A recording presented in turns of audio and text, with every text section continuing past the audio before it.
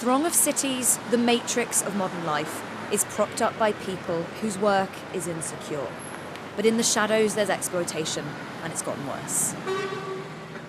Shortly after dawn, Ivan commutes to glassy West London. Originally from Ecuador, he's a cleaner and paid below the London living wage. Since the pandemic, when some staff were let go, he claims his workload has doubled for no extra pay. He was harassed if he took a break and wasn't even allowed to leave the building while on shift. Empezaron a intimidarnos de la manera de vigilarnos, que no nos sentemos, que estemos totalmente visibles todo el tiempo. It must have been very stressful for you. Pasamos un tiempo mal y estresados, o sea, no solo yo, sino mis compañeros. Nosotros venimos a trabajar, a ganarnos nuestro sustento. Nosotros no venimos a hacer otro tipo de actividad. Stories like his are often obscured, but not unusual.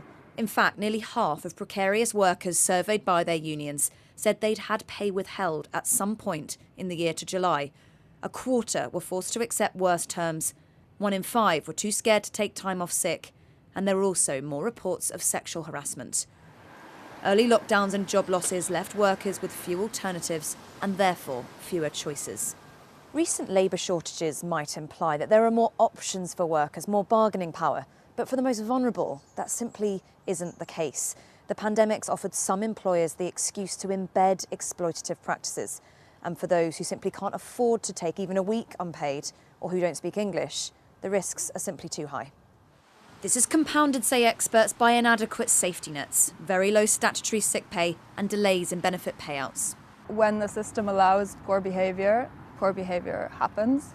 There are good, secure jobs at the top, and then you have this other class of workers, essentially, who don't have those protections, who are low paid, they don't have protection against unfair dismissal, they don't get redundancy pay, they don't have proper sick pay.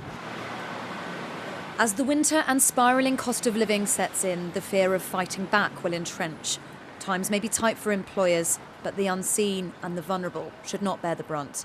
Helen-Ann Smith, Sky News.